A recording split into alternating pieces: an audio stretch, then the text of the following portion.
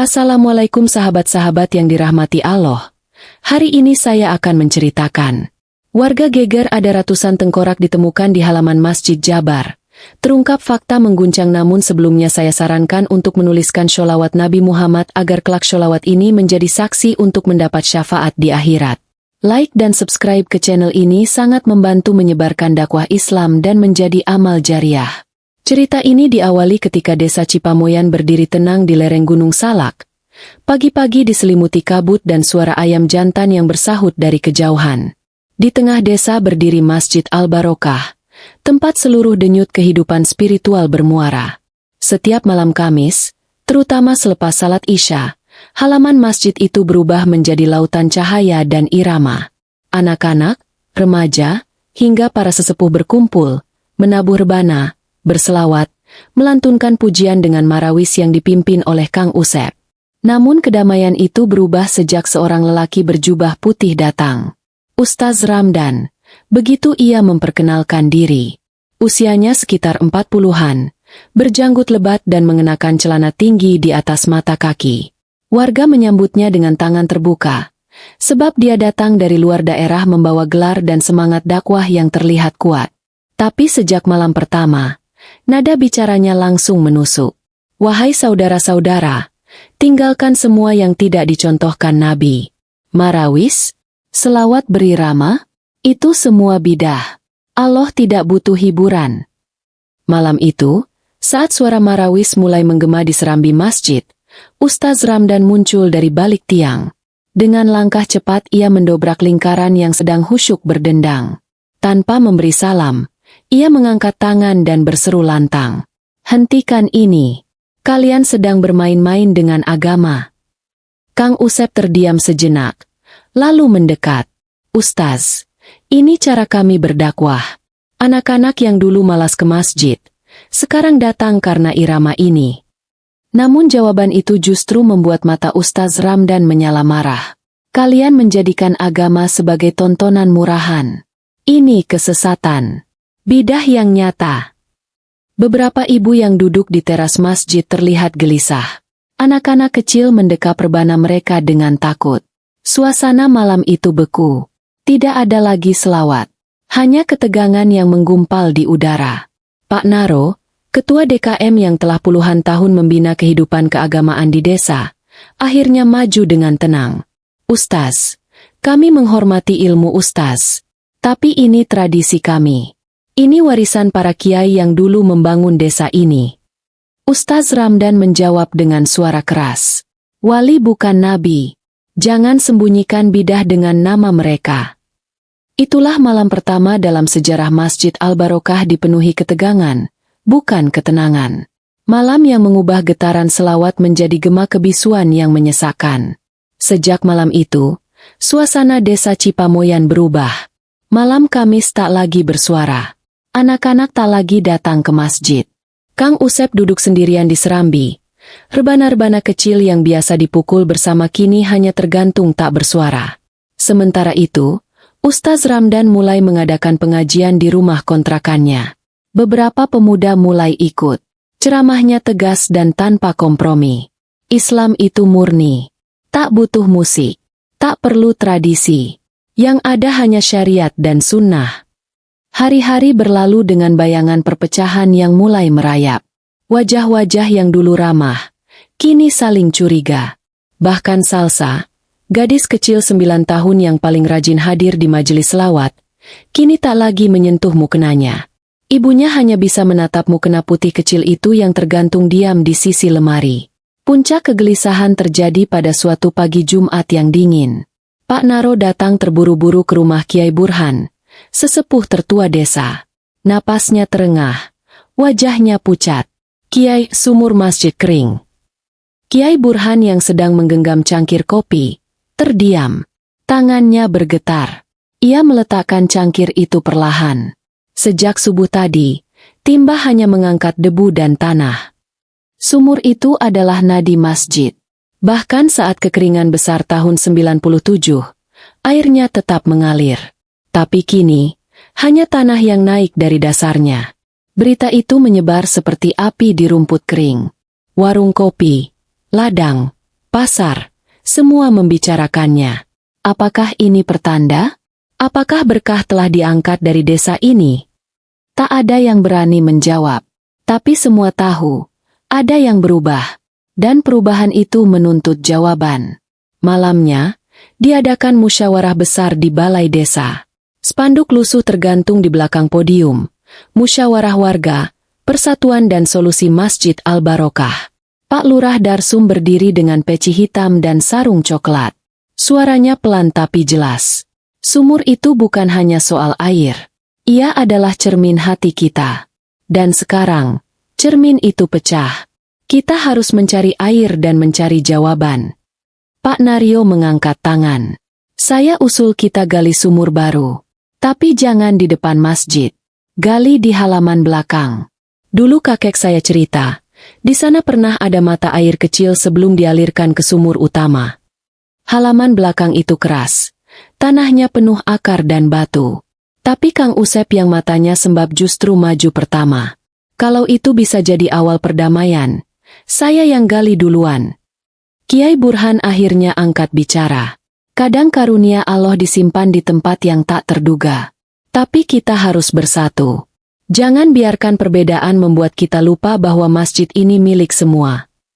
Lalu, dari ujung ruangan, seorang pemuda berdiri. Ilham, murid baru Ustaz Ramdan. Ustaz Ramdan tidak akan hadir malam ini. Beliau tidak ingin ilmunya ternodai oleh bidah-bidah yang masih kalian pertahankan. Ruangan hening. Tapi Kiai Burhan hanya tersenyum kecil. Sampaikan padanya, pintu ini akan selalu terbuka. Kalau niatnya demi kebaikan, maka Allah akan menunjukkan jalannya. Penggalian akan dimulai esok hari setelah subuh. Semua lelaki diminta membawa cangkul dan linggis. Para ibu akan menyiapkan dapur umum.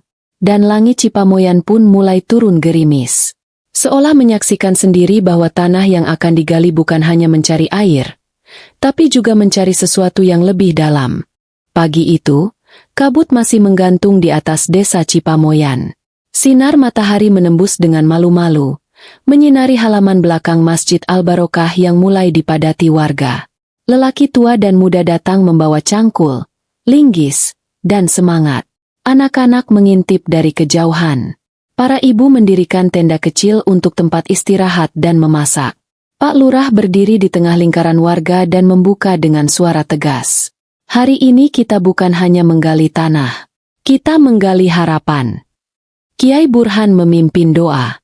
Suaranya lirih tapi menggema ke dada. Setelah amin bersahutan, Kang Usep mengayunkan cangkul pertama. Tanah yang keras mulai terangkat.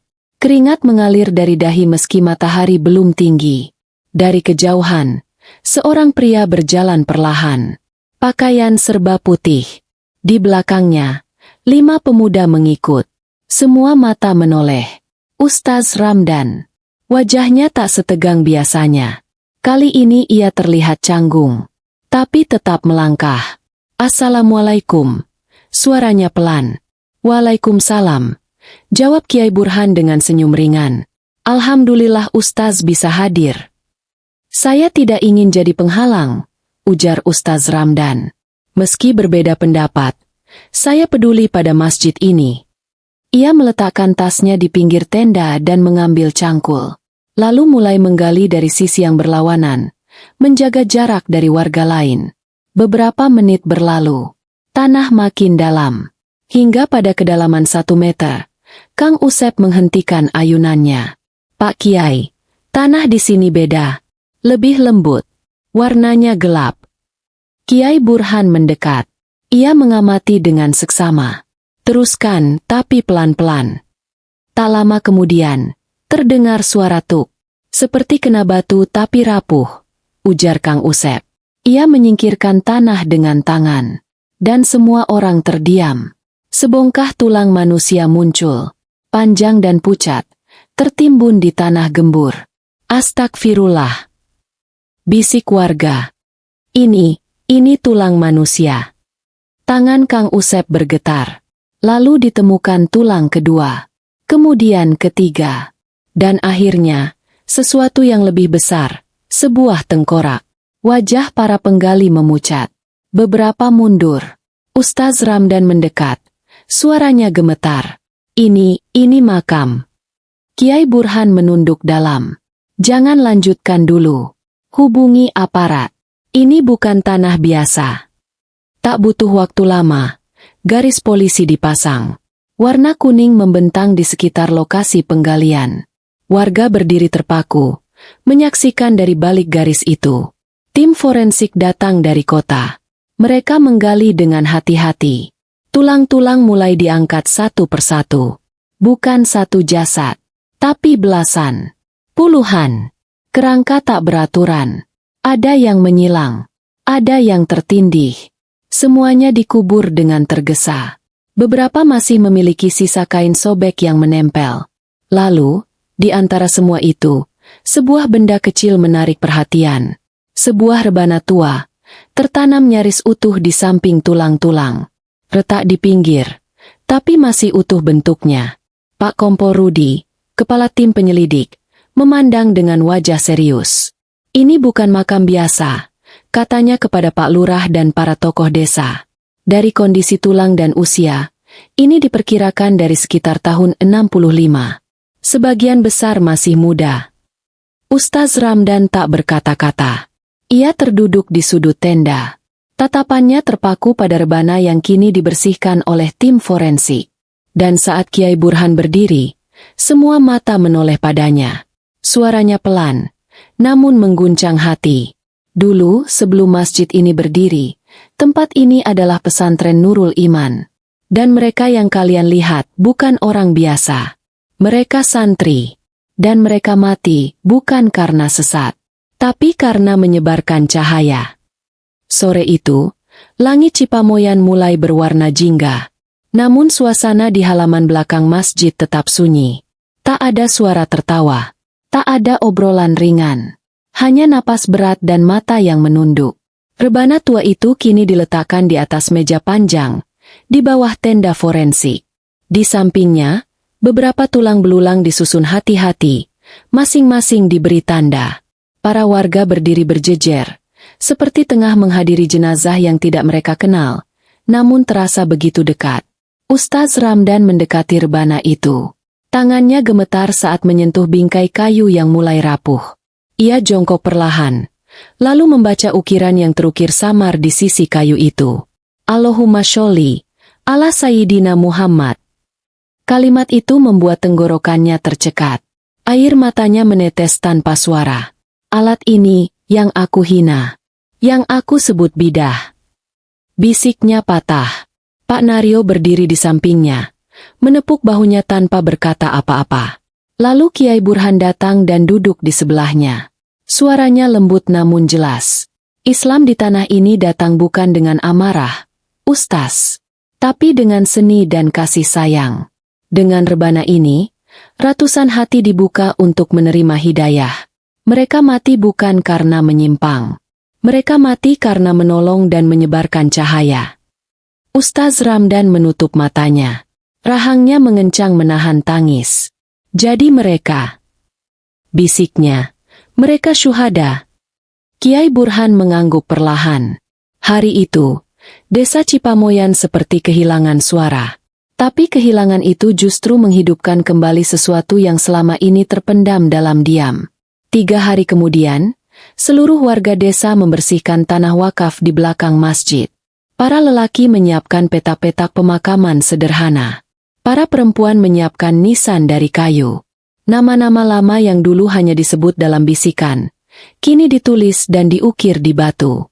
Ustaz Ramdan meminta satu hal, agar ia yang mengangkat sendiri rebana itu dan meletakkannya di depan liang kubur. Ketika berdiri di depan warga yang dulu ia tuduh sesat, suaranya terdengar berbeda. Lirih, gemetar, tapi jujur. Saudara-saudaraku, aku datang ke desa ini membawa semangat, tapi tanpa pemahaman. Aku tidak mengerti sejarah tempat ini. Aku tidak tahu siapa yang telah lebih dahulu menanam cahaya di tanah ini. Dan aku salah. Tak ada suara menjawab, tapi air mata yang mengalir di wajah para warga adalah jawaban yang lebih dalam dari kata-kata. Hari pemakaman massal itu datang dengan langit yang muram. Awan hitam menggantung seperti ikut berkabung. Warga Cipamoyan memenuhi tanah wakaf. Barisan keranda kayu ditata rapi. Masing-masing berisi tulang belulang syuhada yang ditemukan. Rebana tua itu diletakkan di atas kain putih, di sisi barisan keranda. Tak ada suara gamelan, tak ada tabuhan marawis. Hanya doa dan lantunan ayat yang bergema. Setelah pemakaman selesai, satu persatu warga menghampiri Ustaz Ramdan. Tak semua memeluk, tak semua menepuk bahu, tapi tak satu pun memalingkan wajah. Lalu Kang Usep, pemuda yang paling lantang menolak kerasnya ajaran Ustaz Ramdan, maju dan berdiri di hadapannya. "Dulu saya benci Ustaz," katanya dengan suara dalam. "Tapi sekarang saya tahu, Ustaz juga sedang belajar. Kita semua sedang belajar." Tangannya terulur. Mereka berjabat erat. Lalu pelukan singkat mengakhiri ketegangan yang telah berbulan-bulan meretakkan desa. Malam itu, desa Cipamoyan kembali bernapas. Tapi bukan karena debat atau suara keras, melainkan karena suara lembut yang mulai terdengar dari pelataran masjid, suara anak-anak tertawa, suara selawat pelan yang mulai kembali ditabuh. Dan dari beranda masjid, Kiai Burhan duduk bersila, menatap bintang di langit. "Beginilah seharusnya desa ini," bisiknya, "berbeda, tapi tidak saling membenci." Pagi-pagi sekali, sinar matahari menyusup pelan ke halaman belakang masjid. Kabut belum sepenuhnya hilang. Udara terasa berat, namun ada yang menghangat. Di sana, tepat di bawah tenda putih sederhana, para pemuda desa memasang sebuah lemari kaca. Di dalamnya diletakkan rebana tua, mushaf kecil yang lusuh, dan serpihan kain dari para syuhada. Di atas lemari kaca itu dipasang tulisan tangan dengan tinta hitam yang tebal. Dakwah itu menyentuh hati, bukan menyayat dada. Sejak saat itu, para tamu mulai berdatangan. Bukan hanya dari Cipamoyan, tapi dari desa-desa tetangga, dari kota kabupaten, bahkan dari luar provinsi. Wartawan datang membawa kamera. Akademisi datang membawa dokumen dan catatan sejarah.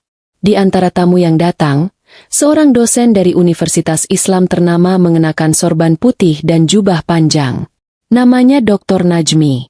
Ia datang bersama mahasiswa-mahasiswanya, membawa buku tua dan daftar nama santri tahun 1960-an. Di dalam masjid, mereka menggelar diskusi terbuka. Ustaz Ramdan diminta bicara. Suaranya kini pelan dan dalam. "Aku pernah mengira bahwa semua tradisi itu bidah. Aku lupa bahwa Allah menurunkan Islam tidak ke ruang kosong, tapi ke bumi yang berbudaya. Dakwah tak cukup dengan dalil. Ia butuh rasa." Tepuk tangan tak meledak, tapi menggema dari dalam dada. Bukan karena kagum, tapi karena penghormatan. Tak lama setelah itu, masyarakat Cipamoyan membentuk panitia kecil. Halaman belakang masjid disulap menjadi jalur ziarah dan taman edukasi spiritual. Di sana, Kang Usep kini menjadi ketua panitia. Ia membacakan potongan catatan harian Hasan kepada para tamu. "Jika kelak dunia melupakanku, maka biarlah rebana ini menjadi saksi bahwa aku pernah mencintai agama ini dengan caraku, dengan suara, dengan harapan." Beberapa orang menunduk. Ada yang menangis diam-diam. Anak-anak sekolah yang datang dalam rombongan dari luar kota mendengarkan dengan khusyuk. Malam itu, Kiai Burhan dan Ustaz Ramdan duduk berdua di serambi masjid, ditemani kopi pahit dan sinar bulan. "Kau tahu apa yang paling kau sesali dari semua ini?" tanya Kiai Burhan pelan. Ustaz Ramdan menatap rebana tua di lemari kaca. "Waktu," jawabnya. "Andai aku datang dengan hati yang lebih terbuka, mungkin luka itu tidak sebesar ini." "Luka," sahut Kiai Burhan, "adalah bagian dari perjalanan. Kadang kita baru kenal air setelah sangat kehausan." Hari Jumat terakhir di bulan itu, Masjid Al-Barokah kembali penuh. Tapi kali ini bukan Kiai Burhan yang naik ke mimbar, juga bukan Ustaz Ramdan. Yang berdiri adalah Dr. Najmi, tamu dari kota. Dalam khutbahnya, ia berkata, "Desa ini telah mengajarkan kita bahwa sejarah yang disimpan dalam diam bisa meledak menjadi cahaya jika dibuka dengan jujur. Cipamoyan bukan hanya tempat, tapi simbol hidupnya Islam yang lembut dan merangkul." Tangis jamaah tak terbendung. Doa menggema. Bukan sebagai ritual, tapi gema dari hati yang disatukan kembali. Namun kisah belum selesai. Malam itu, di ruang kecil rumah panggung Kiai Burhan, satu halaman terakhir dari catatan Hasan belum dibuka. Dan kini saatnya dibacakan. Bersama Pak Lurah dan Ustaz Ramdan, Kiai Burhan membuka halaman itu. Tulisannya hampir pudar. 30 Ramadan 1385 Hijriah. Malam ini kami tahu, ini malam terakhir. Suara di luar pagar makin dekat. Kiai Mansur berbisik, jika kita mati malam ini, kita mati sebagai penyebar cinta. Jangan benci mereka. Mereka hanya takut. Dan ketakutan itu menumpahkan darah. Hasan, simpan catatanmu. Simpan rebana kecilmu.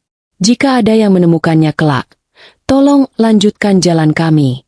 Bukan dengan dendam, tapi dengan hikmah dan kelembutan. Tinta di halaman itu berhenti di sana. Tak ada titik, tak ada salam penutup. Tapi dalam keheningan ruangan, air mata mulai mengalir. Kang Usep menunduk, Pak Lurah menekuk lutut, dan Ustaz Ramdan bersujud diam-diam di atas tikar pandan. Tubuhnya bergetar pelan. Ia tahu, jalan Hasan belum selesai. Tapi kini, saatnya dilanjutkan. Pagi itu, langit Cipamoyan bersih tak berawan. Angin berembus lembut di sela-sela daun jati. Halaman Masjid Al-Barokah dipenuhi suara anak-anak yang menyapu halaman, mencuci mukena, dan menyiapkan mimbar kecil dari kayu sederhana. Hari itu adalah hari pengumuman besar. Kiai Burhan berdiri di depan seluruh warga. Matanya sudah mulai rabun, tubuhnya ditopang tongkat. Tapi suaranya masih utuh. Anak-anak sekalian, kita telah menyaksikan bagaimana Allah menyatukan desa ini melalui sejarah yang dulu dikubur. Tapi sekarang saatnya kita menghidupkannya kembali. Ia berhenti sebentar, lalu menatap ke arah Ustaz Ramdan. Maka saya umumkan bahwa kita akan membuka kembali pesantren Nurul Iman. Suasana yang tadinya hening, berubah menjadi gemuruh.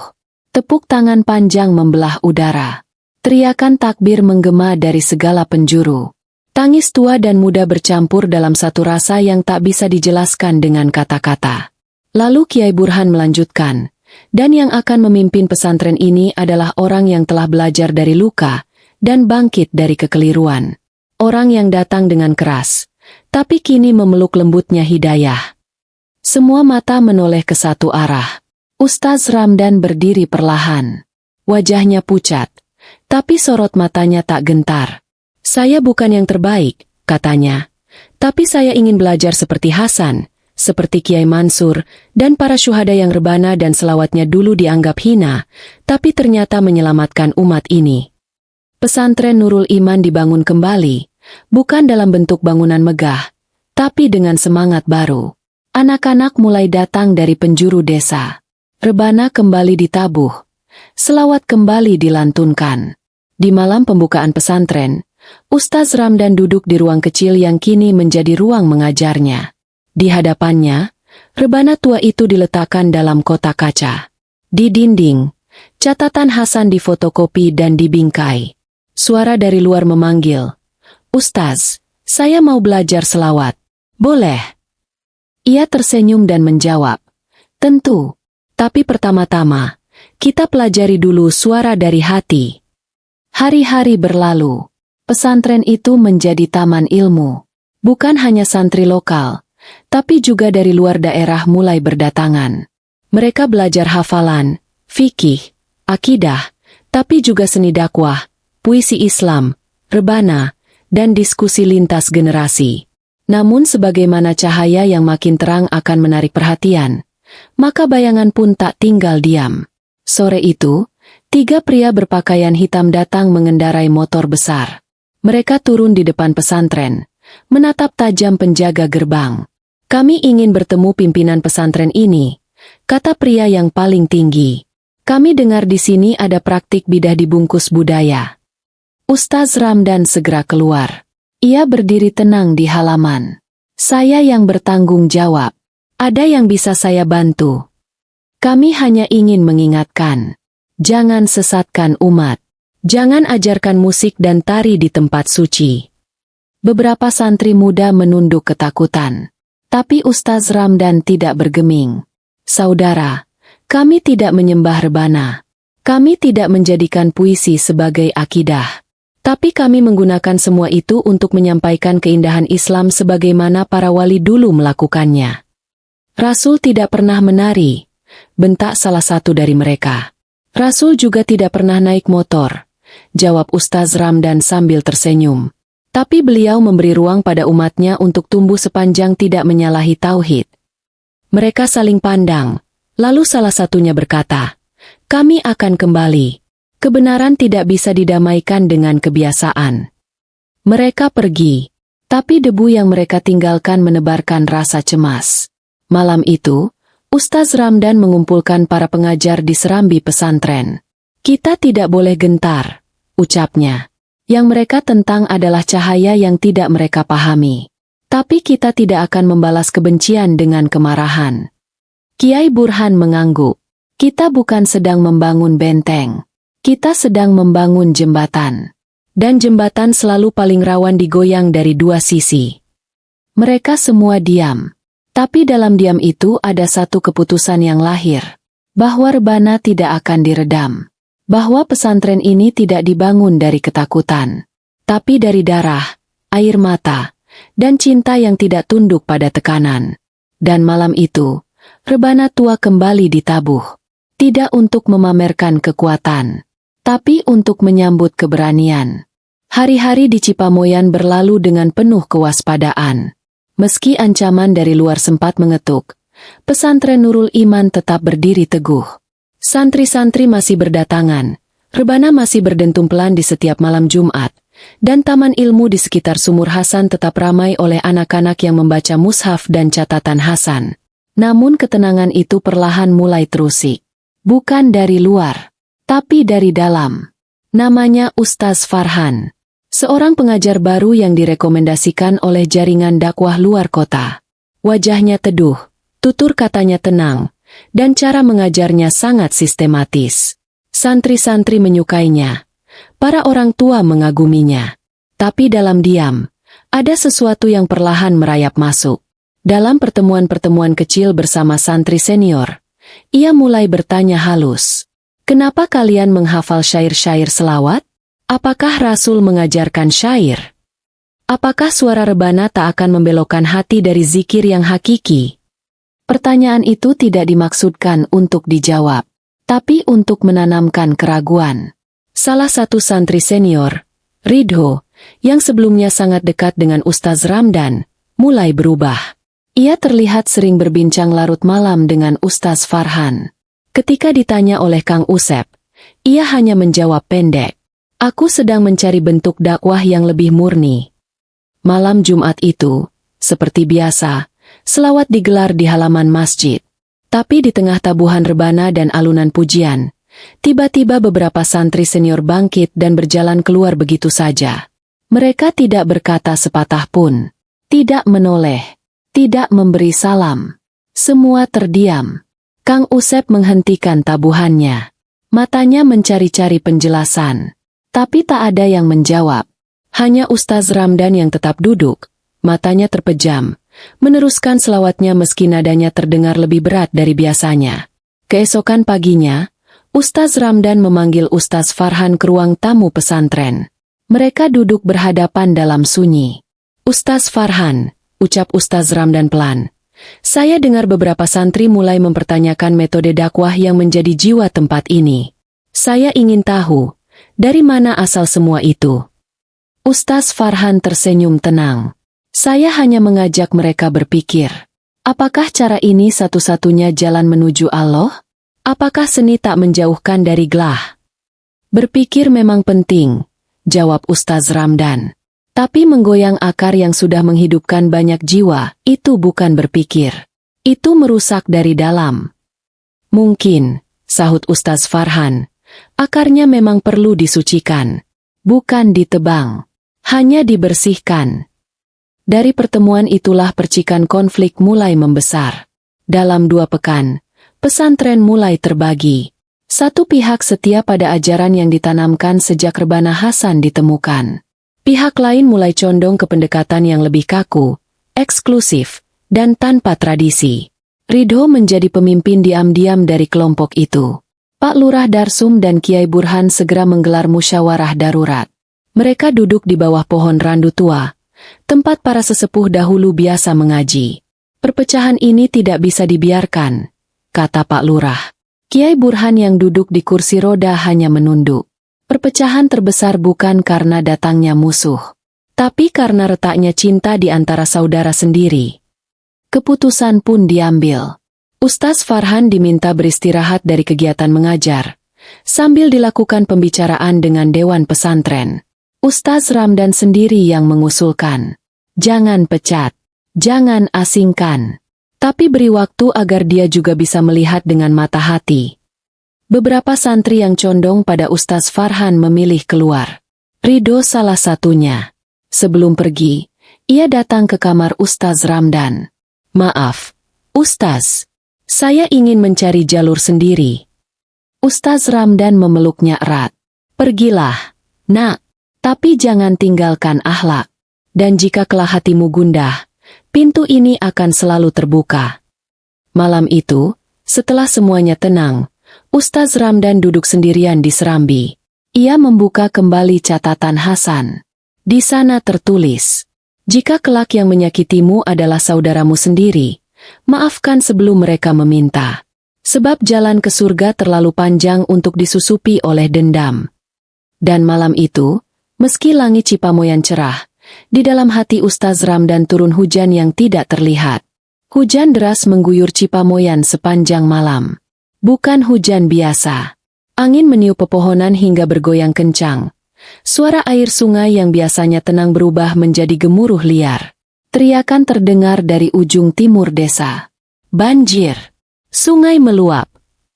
Air lumpur mengalir dari bukit, menghantam pagar bambu, menumbangkan tiang-tiang tua, dan mulai masuk ke jalan utama. Beberapa rumah mulai tergenang.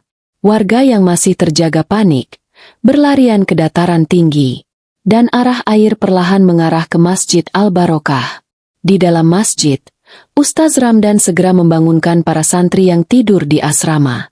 Bangun semua, naik ke lantai 2, bawa hanya barang yang penting.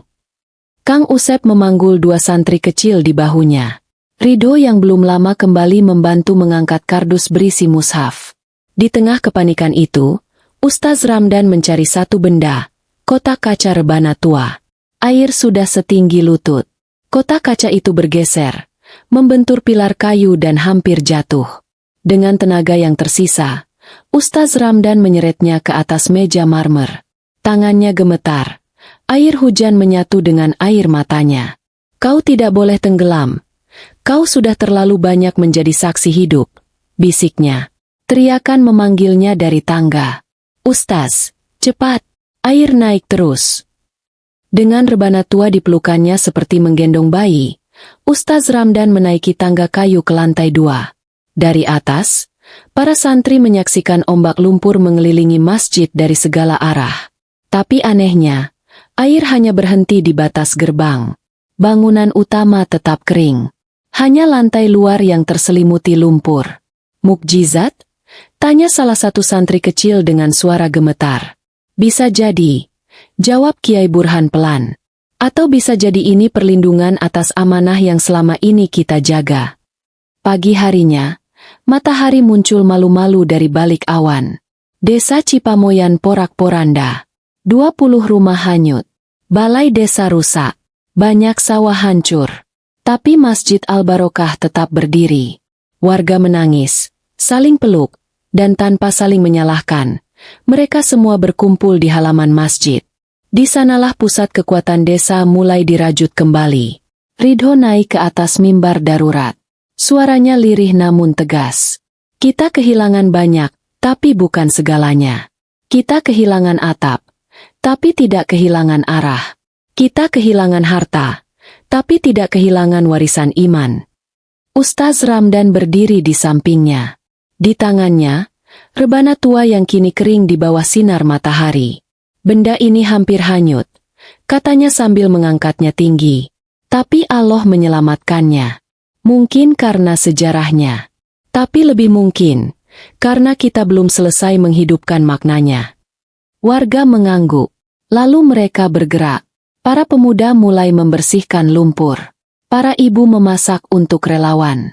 Anak-anak ikut mengumpulkan barang-barang yang tersangkut di pohon dan pagar. Sore itu, ketika Kang Usep dan beberapa santri membersihkan taman doa di belakang masjid, tempat dahulu kuburan massal para syuhada ditemukan, mereka mencabut akar pohon tumbang. Tanah di bawahnya retak. Lalu terdengar suara gemuruh halus, seperti desis dari dalam perut bumi. Kang, tanahnya bergetar, bisik salah satu santri kecil. Sebelum sempat dijawab, dari retakan itu muncul semburan air. Tidak deras, tapi pelan, jernih, dan bersih. Sangat jernih, hingga dasar tanah yang berbatu terlihat dengan jelas. Astagfirullah, ini mata air, teriak Kang Usep. Warga berlarian ke lokasi. Ustaz Ramdan datang tergopoh-gopoh, masih membawa kitab kecil yang basah. Ia jongkok, menyentuh air itu, mencicipinya. Segar, dingin, tidak seperti air sumur biasa. Tak butuh waktu lama, seluruh desa berkumpul. Bahkan Kiai Burhan yang tubuhnya mulai rapuh memaksa datang. Ia duduk bersila di depan sumber air itu, lalu berkata dengan suara bergetar, Ini tempat yang sama.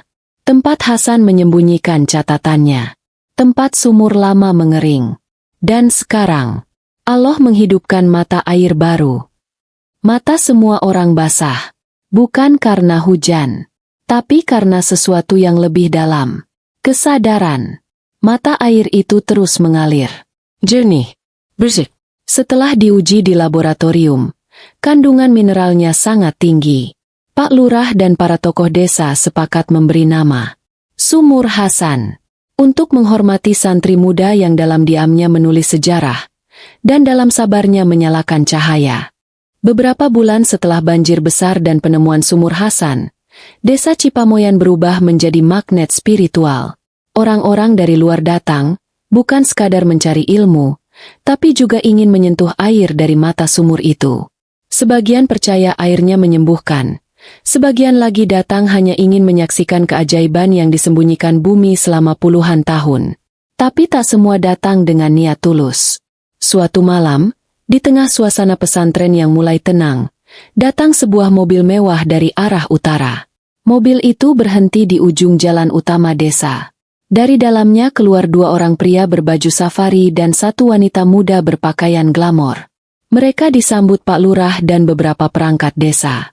Kami dari Yayasan Pembangunan Nasional, kata pria yang tampak paling tua, mendengar kabar tentang potensi wisata religi dan mata air penyembuh di desa ini. Kami ingin membantu pengembangan wilayah dengan investasi, hotel, pusat zikir modern, dan kolam terapi. Pak Lurah diam sejenak. Ia menoleh ke arah Ustaz Ramdan yang turut hadir malam itu. Ustaz Ramdan maju, mengangguk sopan. Terima kasih atas tawarannya. Tapi kami tidak menjual karomah.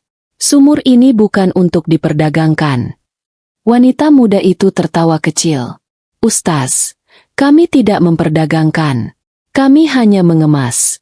Kalau tidak dikemas, umat tak akan tertarik. Tertarik pada apa? Tanya Ustaz Ramdan pelan. Pada Allah? Atau pada cerita yang kita jual untuk mengejar dunia? Ketegangan perlahan merambat ke udara. Pria berpakaian safari menatap tajam. Baik. Tapi jangan salahkan kami kalau investor lain datang tanpa permisi. Tempat ini bisa jadi rebutan banyak pihak. Malam itu, keputusan dibuat. Warga desa bersama para tokoh sepakat menutup sementara akses luar ke mata air.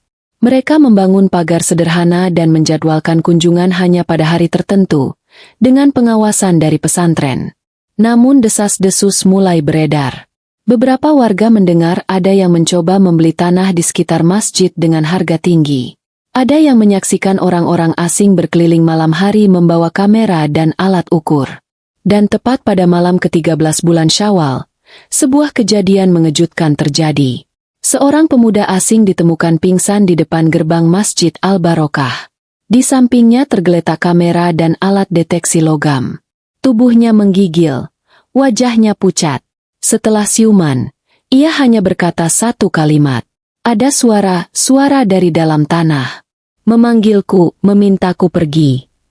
Ia lalu berteriak, menangis, dan meminta dikirim pulang malam itu juga. Tanpa menjelaskan lebih lanjut.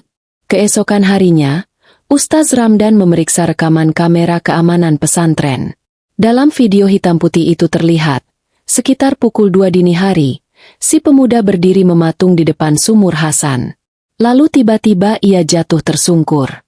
Tidak ada yang menyentuhnya. Tidak ada angin. Tidak ada suara. Tapi di rekaman itu, terdengar satu desahan lirih. Jangan ganggu tempat ini. Tak ada yang tahu dari mana suara itu datang. Tapi semua yang mendengar rekaman itu sepakat bahwa itu bukan suara manusia biasa. Kiai Burhan memanggil seluruh warga.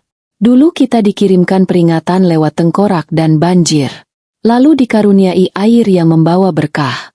Sekarang, ada suara dari tanah. Maka jagalah. Jangan ulangi kesalahan masa lalu. Sejak malam itu, penjagaan diperketat. Batas desa diawasi. Pesantren membuka kembali ruang tafakur malam, agar cahaya spiritual tidak padam. Ustaz Ramdan kembali ke kamar catatan. Ia membuka lembar terakhir tulisan Hasan. Kelak, jika dunia mencium aroma karomah ini, maka benteng terbaik adalah keikhlasan. Jangan jual cahaya kepada mereka yang buta, sebab sinar hanya membakar bagi yang tak siap menerimanya. Dan malam itu, untuk pertama kalinya, langit Cipamoyan tampak sangat terang. Tanpa awan, tanpa suara, tapi penuh makna. Seakan langit pun menyimpan rahasia. Pagi itu, kabut tipis menyelimuti pesantren. Di kejauhan, suara ayam berkokok bersahut-sahutan, diselingi gemericik air dari sumur Hasan yang kini telah diberi pagar kayu sederhana dengan tulisan kecil. Hanya bagi yang berserah, bukan yang bertanya-tanya. Ridho duduk di serambi, menulis sesuatu dalam buku catatan miliknya. Di seberangnya, Kang Usep menyiapkan sarapan untuk santri-santri kecil yang mulai bangun dan mengantre di dapur. Meski hari masih sangat pagi, suasana pesantren terasa hidup dan tenang, seperti ada aura yang menjaga setiap sudutnya. Namun tiba-tiba, dari arah belakang masjid, terdengar suara pelan, seperti orang menangis. Ridho bangkit. Ia melangkah pelan ke arah taman doa, tempat puluhan syuhada dahulu dimakamkan. Di bawah pohon sawo tua, duduk seorang pria muda yang wajahnya asing. Ia memakai jaket denim usang, celana sobek di lutut, dan ransel lusuh di punggung. Assalamualaikum. Sapa Ridho. Pria itu mengangkat wajah. Matanya sembab. Ia membalas salam, lalu berkata dengan suara serak. Aku dulu anak pesantren juga, tapi sudah lama melenceng. Aku pernah mencuri, menipu, bahkan menodai nama orang tuaku. Tadi malam, aku bermimpi ada cahaya dari masjid ini yang memanggilku, membakar rasa takut dalam hatiku. Ridho hanya diam mendengarkan. Aku ingin memulai lagi. Bolehkan aku tinggal di sini? Membersihkan kamar mandi, menyapu halaman, atau apa saja, asal aku boleh kembali belajar menyebut nama Allah dengan benar. Tanpa bicara panjang, Ridho mengulurkan tangan. Mari ikut ke ruang ustaz. Tak butuh lama, pria itu diterima tinggal di pesantren. Diberi tempat di gudang belakang, diberi baju bersih, dan ikut salat berjamaah pertama kali setelah bertahun-tahun meninggalkan sajadah. Malam harinya, Ustaz Ramdan memanggil Ridho. Kau tahu kenapa orang seperti dia datang ke tempat ini? Tanya Ustaz. Ridho menggeleng. Karena tempat ini menyimpan gema yang tak pernah padam. Suara Hasan, doa para syuhada, dan ketulusan kita semua yang menjaga, itu menembus dinding-dinding dunia. Ustaz Ramdan membuka sebuah kotak kecil. Di dalamnya, terlipat rapi selembar kain tua berwarna putih gading. Ini sajadah milik Hasan. Ia pakai ketika pertama kali memimpin salat maghrib saat usianya baru 12. Sajadah ini tak pernah dicuci, karena setiap bekas keringatnya seperti tertanam doa yang tak pernah henti. Ia mengelus kain itu dengan lembut. lalu menatap Ridho dalam-dalam. Kelak, kau akan meneruskan semua ini. Tapi jangan jadikan pesantren ini benteng. Jadikan ia lentera. Dan lentera tak perlu berteriak. Ia cukup menyala dan gelap pun pergi dengan sendirinya. Beberapa hari kemudian, datang undangan dari universitas besar di kota. Mereka mengundang Ustaz Ramdan untuk menjadi pembicara dalam seminar nasional bertajuk Agama, Tanah, dan Ingatan. Di sana, Ustaz Ramdan berdiri di panggung sederhana. Tidak memakai jas, hanya baju koko usang dan sarung. Tapi ketika ia berbicara, seluruh ruangan sunyi. Tanah yang tidak diingat adalah tanah yang mudah dijual, dan tanah yang tidak disucikan akan ditinggalkan langit. Maka ingatlah tanahmu, rawatlah makam nenekmu, simpanlah kisah-kisah kecil dari pesantren tua. Karena ketika kota-kota tenggelam dalam cahaya palsu, hanya mereka yang menjaga jejak leluhur yang masih mampu mendengar panggilan langit. Tepuk tangan membahana. Tapi Ustaz Ramdan hanya tersenyum tipis. Ia lalu turun panggung, kembali ke Cipamoyan dengan naik bus kecil, duduk di bangku belakang sambil membaca catatan lama dari Hasan. Di halaman paling akhir, tertulis dengan tinta pudar. Jika suatu hari desa ini menjadi sunyi, maka bukan karena tak ada orang, tapi karena suara kita kalah oleh gema dunia. Dan jika itu terjadi, datangi kembali tanah ini. Gali rebana, nyalakan doa, dan tunggulah, karena cahaya akan kembali pada yang sabar menjemputnya. Dan ketika Ustaz Ramdan menutup buku itu, langit Cipamoyan kembali berubah. Bintang-bintang muncul satu persatu. Dan dari arah sumur, terdengar bunyi air menetes seperti gema dari masa lalu yang menolak untuk dilupakan. Beberapa tahun berlalu. Desa Cipamoyan tetap berdiri dalam sunyinya. Jalan menuju Masjid Al-Barokah masih dikelilingi pepohonan jati dan suara air dari sumur Hasan tak pernah berhenti mengalir. Tidak ada wisata, tidak ada baliho, tidak ada iklan digital. Tapi orang-orang datang, diam-diam, dengan hati yang tunduk, seperti mendatangi rumah seorang wali. Ridho kini sudah menjadi pengasuh utama pesantren. Ia melanjutkan warisan Ustaz Ramdan yang telah wafat beberapa bulan sebelumnya. Di makam Ustaz, hanya ditulis satu kalimat pendek, hamba yang mencoba menjaga suara tanah. Setiap malam, Ridho duduk di bawah lampu temaram serambi, membaca ulang catatan Hasan. Ia tidak membacakannya di depan publik. Ia tidak menerbitkannya menjadi buku. Ia hanya membisikkan isinya kepada para santri, agar doa dan ketulusan itu tidak berubah menjadi komoditas. Dan dari tanah yang dulu menyimpan ratusan tengkorak tanpa nama, kini tumbuh kebun kecil milik para santri. Mereka menanam sayur sendiri, memanen hasil, dan membagikannya ke warga miskin yang tinggal di pinggir desa. Suatu malam, Ridho berdiri di depan para santri. Di belakangnya, sumur Hasan masih memantulkan sinar bulan.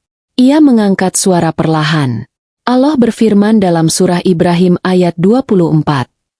Tidakkah kamu perhatikan bagaimana Allah telah membuat perumpamaan kalimat yang baik seperti pohon yang baik, akarnya kuat dan cabangnya menjulang ke langit, menghasilkan buahnya pada setiap waktu dengan izin Allah. Dan aku yakin, lanjut Ridho, kalimat-kalimat Hasan, doa-doanya, dan pengorbanannya, telah tumbuh menjadi pohon seperti itu. Akar dari sejarah ini tertanam di bumi Cipamoyan, dan cabangnya menjulang ke langit, mencatat nama-nama kita yang menjaga karomah ini dalam diam. Salah satu santri bertanya, pelan, apakah kelak akan ada lagi tengkorak-tengkorak yang muncul, Ustaz? Ridho menatapnya lembut. Bukan tengkoraknya yang harus kau takutkan. Tapi saat ketika tak ada lagi yang mau membaca doa untuk mereka. Maka selama kita menjaga zikir, selama suara dari musola kecil ini tak pernah padam, mereka akan tetap tidur dengan tenang. Dan kita akan tetap diberkahi. Malam itu, suara rebana bergema kembali. Bukan dari alat tua peninggalan Hasan, tapi dari anak-anak kecil yang memainkannya dengan sukacita, mengiringi salawat dan hafalan ayat-ayat suci. Tak ada kamera, tak ada konten viral, tapi langit Cipamoyan tetap terang. Hikmah dari kisah ini, tanah yang dizalimi akan bersaksi. Kisah ratusan tengkorak adalah peringatan bahwa setiap kejahatan yang ditanam akan tumbuh dan menuntut keadilan. Sebagaimana dalam surah Az-Zalzalah ayat 45. Pada hari itu bumi menyampaikan beritanya, karena sesungguhnya Tuhanmu telah memerintahkan yang demikian itu. Barokah datang kepada yang menjaga, bukan kepada yang memperdagangkan. Keajaiban bukan untuk dipamerkan, melainkan dijaga dan disyukuri. Sebagaimana Allah berfirman dalam surah Ibrahim ayat 7. Dan ingatlah ketika Tuhanmu memaklumkan, sesungguhnya jika kamu bersyukur, pasti kami akan menambah nikmat kepadamu, tetapi jika kamu mengingkari, maka sesungguhnya azabku sangat pedih. Cahaya tidak bisa dibeli, tapi ia akan datang kepada yang ikhlas. Kisah ini mengingatkan bahwa karomah bukan produk dagang, tapi amanah spiritual. Hanya hati yang bersih dan sabar yang bisa menampungnya. Doa yang tulus akan hidup lebih lama dari usia manusia. Seperti tulisan Hasan yang tetap hidup setelah wafatnya, begitu juga amal dan doa kita akan menjadi warisan yang melindungi tanah dan keturunan. Jika tanah diingat, maka langit akan ikut menjaga. Cipamoyan menjadi lambang tanah kecil yang dihidupkan kembali oleh orang-orang yang mencintai sejarahnya. Dan disitulah rahmat Allah terus turun. Dan ketika waktu berjalan, Cipamoyan tetap sunyi. Tapi bukan sunyi yang hampa, melainkan sunyi yang dipenuhi doa, air yang menyembuhkan, dan gema tak terlihat dari mereka yang dahulu gugur, namun kini menjaga dari dalam bumi.